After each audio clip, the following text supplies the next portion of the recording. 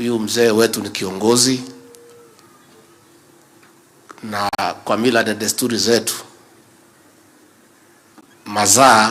masaa ya kumpumzisha kiongozi ni haya tunaelekea. So we have taken a lot of time because in this region a dignified man must be buried just before sunset. Kwa hivyo hatujachelewa. Si hapa tumekubaliana? Number 2, katika mila na desturi zetu Mungu ametupatia mvua on the day we are burying this old man, ya kwamba ameweka mkono wake. Kwa hivyo Senator Medhu and your family, we have come to condole with you and to say we are together in prayer. We have been talking. I know it's been difficult, lakini tunaendelea kumwombea nyinyi. Na rais, tukushukuru sana kwa kupata nafasi kuja kuungana na hii familia. You've been a great leader for all of us in great times and difficult times. And the real test of leadership is standing with your people during difficult times. Your Excellency, for those of us who are in your team, you have always come through for us in difficult times. And for coming for Senator Medhu and his family, we are grateful. Na ndio tunakupenda na tunakuheshimu, kwa sababu wewe huachilii watu wako. Your Excellency, huyu kijana Medhu, sisi tunampenda, tunamheshimu. Mimi sikupata nafasi ya kupatana na babake, lakini nimeona kazi yake kwa sababu ya kumzaa na kumlea huyu kijana. Hapa kikwetu nasema gimayuma wako, si ndio hii? Just the way Senator Medhu is, we now understand this old man, na tunamheshimu sana kwa kazi ya kutuzalia huyu kijana na kumlea vizuri. Na ni kweli vile mlisema hapa, kiongozi wetu rais wa jamhuri na mimi na wale tuko pale, tuko na jukumu wa kulea vijana wetu. We have a responsibility to mentor our young leaders and prepare them for leadership, especially from this region where we come from. We were left in a very difficult situation when there was a deliberate policy to stop leaders rising, and any young leader who tried to emerge, fimbo ilikuwa inachukuliwa na kupigwa. And Your Excellency, nakushukuru vile umeniambia tusaidiane hawa vijana wetu, tuwasaidie, tuwale, tuwatayarishe, because they are the present and the future of our country. Na kwa hivyo vile ndugu ya Medhu amesema hapa ya kwamba unaona sisi kuna mambo tunajua, hawa kanisa wanajua na nyinyi hamjui, ni oroma ili kuleka hudutu wetu na mudhuri oya halio ka hudutu we ni ndire muge muno no ndire kirimu ndio au gatagati yoro nyumuti we ndio au gatagati kulio ka hudutu jekirira adalora daikia maitho kafere na dietagia muno ndia murita jamana guturutore gagana nenda muhete horo naiketie maitho kafere garora jaba neno ikemena wo ikinyororagio igicambagio ikagwatea mwira mundu ndi uyu ndarora anake uyu wati wo gwitwo Medhu ndaikia maitho kafere ndirona gotheri kagiuka handu kega auyo ni atiriro na mahoya na kurio atigia ni mugutirira mwanake na mahoya. Huyu kijana anaitwa Medhu anatusaidia sana na rais pale Senate na kila pahali. Ni kijana amejipanga vizuri kiakili, na ni kijana ambaye hana kwa hii maneno ya pombe na sigara na mambo ambayo yanaharibu vijana wetu. That is the way to go, our young leaders. Mkiingia kwa hii pombe na nini mtapotea. Mnajua vile hii pombe imetufikisha hapa. And we have a problem, Your Excellency. This region, Your Excellency, kama si wewe, nilikuja kwako nikakulilia. Nikakwambia rais wetu, watu ya hii mlima alikuchagua almost 100%. Lakini serikali iliondoka, iliwaachilia hawa. ile pombe yote mbaya ndani ya Kenya ilielekezwa hapo kwa Mlima Kenya. Kweli ama uongo? And nobody was bothered, Your Excellency. Sumu ilikuwa nauzwa kila pahali. Vijana ni walevi saa 4 saa 5. Hao vijana na ni vijana wameoa, kuliko kulala kwa kitanda wanalala chini ya kitanda. As a community we were getting almost extinct. Rais ukakubaliana na mimi ukaagiza tuanze hiyo vita. And I want to report to Your Excellency, nimetembea area hii wakati ya Christmas, and 70% we have succeeded. We have young people. Mimi nikiwa hapo 24th nisema akina mama wakuja na wazee tukule sikukuu pamoja.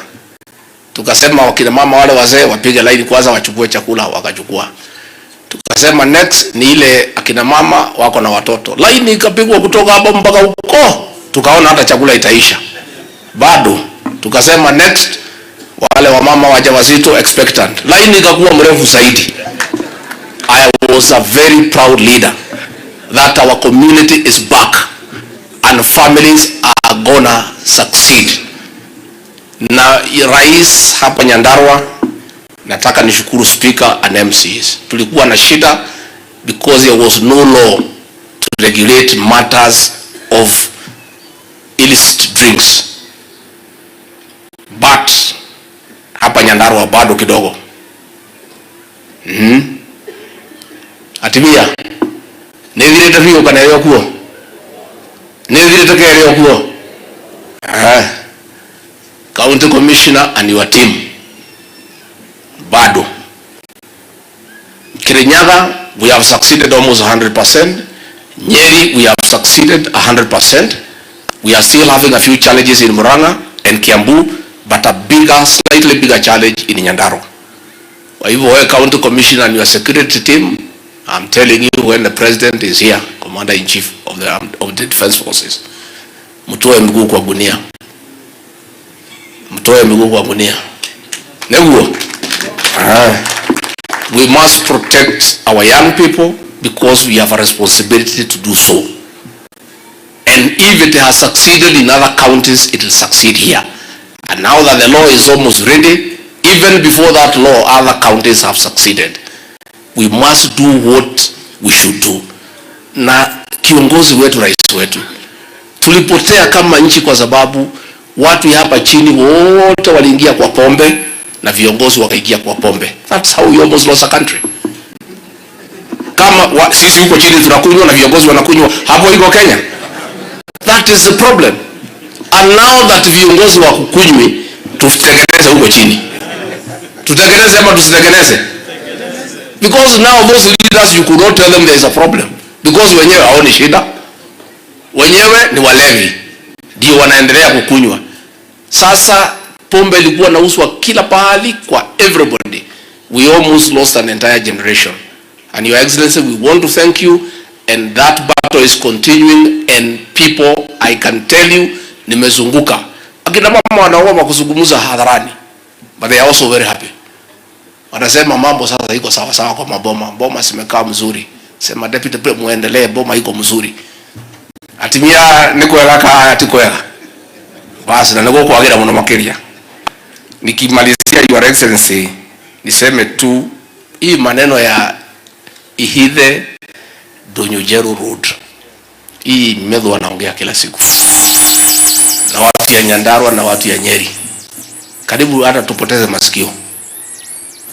Tunakumbushwa kila siku. Rais alikuwa amemaliza kazi yake. Barabara imepangwa. Imekuwa advertise. Watu wameanza kuuliza tenda. Watu wengine wanasema wanatetea haki za wanyama, wakaenda kotini. Sasa hii haki ya wanyama imeshida hii haki ya Wakenya. Hii barabara, Your Excellency, is not a new road. Imekuweko tangu wakati ya kupigania uhuru. The only difference ni ya mchanga, haina rami. So what we are saying is the same route ambayo imekuwa ikitumika iwekwe nini? Sasa hii wanyama, si magari ilikuwa yanapita. Nyinyi mmesikia hii wanyama wakilalamika mambo ya hii magari? Hata wakilalamika iko shida wanyama wakilalamika juu ya binadamu. Hii wanyama kazi yake ni gani? Zinikusaidia sisi. Your Excellency, that road is very useful in combining, in making the people of Nyandarua and Nyeri do business. Na wewe ulimaliza kazi yako. Sasa hii watu wameenda kotini. Kotini judge hata hajaenda huko kuangalia hii barabara iko wapi. Anafikiria ni barabara mpya. It's an old road. It's a road that has been in existence since 1951. A judge seated in Nairobi anatoa order ati hiyo barabara ikiwekwa ati wanyama watatoroka. And the road is already there. Wanyama hata wakitoroka wataenda wapi? Si msitu iko hapo ya Badea. Sasa hata wanyama wakitoka kwa barabara ingie msituni si ndio hata afadhali. So Your Excellency, we are having a problem. We are having a problem. Our judges, we respect them. Na rais wewe umekuwa muungwana. Your first executive action as president was to restore the independence of the judiciary. 1 hour after you came from Kasarani, you gazetted the judges who had been refused to take their positions by the previous administration. Kutoka hapo ukawaongeza pesa from 18 billion to 22. You have never interfered with what goes in court. Mambo yote ya serikali yako imeletwa, wameangusha. Hujaongea, umenyamaza. We are asking these judges, they are part of Kenya. Hii housing mnasimamisha. Hii vijana hawa mnataka waenda wapi? Why don't you go mfanye an open court, muulize watu maoni yao kuhusu hii housing. Hii health bill mnasimamisha, mambo ya hospitali. We are doing harambes every weekend ya kusaidia watu wakiwa na bills. So we want to ask our judicial officers to be patriotic Kenyans na wasikubali kutumika to stop things that are being done for the benefit of the people of Kenya. Na mimi nikimalizia, Your Excellency, niseme nyinyi wajumbe Gachagua na wengine, msiogope. Be very truthful people and don't be intimidated by these criminal gangs to say there is no problem when there is one. Don't. In the year 2006, 2007, 2008, vijana walijiunga kundi haramu. Kiongozi yao akawatuma for forceful circumcision of our women. Wakanajisi watoto wa kike. Wakaweka kodi kwa hardware. Wakaweka kodi kwa stage. Wakaanza kufanya tax collection in Kenya. Ikaenea, nobody could sleep. Ukisema wewe, wanasema tutakuwa kuja kuchukua kichwa yako. Kweli ama uongo? And it caused fear, especially in this region and Rift Valley. And it took one John Mechoke to say, no, that cannot happen. This is a country of the rule of law. Now vijana mambo yao ikafika mwisho. An attempt is being made now to revive that criminal gang. Na hapo 2 months ago walikuwa wameanza kwenda kwa stage kuchukua pesa, kwenda kwa hardware kuchukua pesa, kuanza kuandamana na wamama. Mnataka tuwakubalie? It cannot happen. And so I don't want our leaders to be intimidated. Now watu ni watu wachache. Na hakuna vijana ati wanachokota pesa wakatumie, wanapelekea huyo kiongozi yao 90%. Yeye anajenga manyumba everywhere in the country. Anatumia vijana vibaya. Ile sisi tunapinga ni kutumia vijana kutoka hapa to engage them in crime. We have a responsibility to protect our young people from being misused by anybody to engage in criminal activities. Na mtu asituambie ati vijana ni ya jamii yetu. Hao wakina mama walifanyiwa hiyo vitendo baya ni wa jamii gani? Ni wa jamii gani? Hawa watu ya matatu walilazimishwa kutoa kodi ni wa jamii gani? Hawa wasichana walibakwa, wasichana wadogo ni wa jamii gani? Are you telling us that because criminals come from our community waharibu wa mama wetu tukiona? Let nobody tell us, Your Excellency, na mimi niko tayari, if there is any political price to be paid to protect these women and our young girls, kama kura itakosekana kwa sababu ya hiyo, afadhali kae. Afadhali kae. We cannot. Hatuwezi kubali. And I want to ask our young people, tafadhali vijana wetu, msikubali kutumika vibaya. Mwende mkachukue kodi kwa watu ya matatu kupelekea mtu ajenge manyumba. Msikubali kuambiwa mwende mkasumbue wakina mama ambaye walizaa nyinyi, muwafanyie vitendo ya kinyama ambaye hawezekani katika kane hii ya dunia hii yetu. So we are saying, Your Excellency, we want to thank our security teams in Central Kenya and in the Rift Valley for their swift action in the last 3 months.